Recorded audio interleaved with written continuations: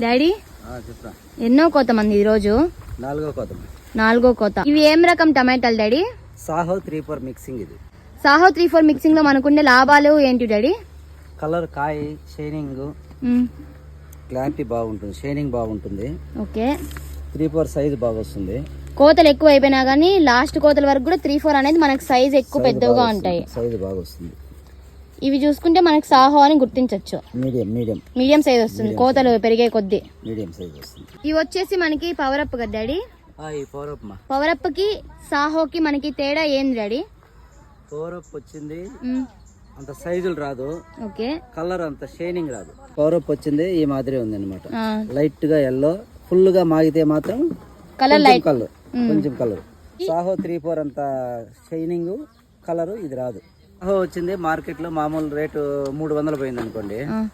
ఈ power up వచ్చింది ఒక 50 రూపాయలు తక్కువ పోతుంది, 50-60 రూపాయలు తక్కువ పోతుంది. రేట్ వేరియేషన్ వస్తుంది. రేట్ వేరియేషన్ వస్తుంది. కాయ అనేది సైజ్ రాదు, కలర్ కూడా మనకి పూర్తిగా మాగితే గానీ ఎరుపు రాదు.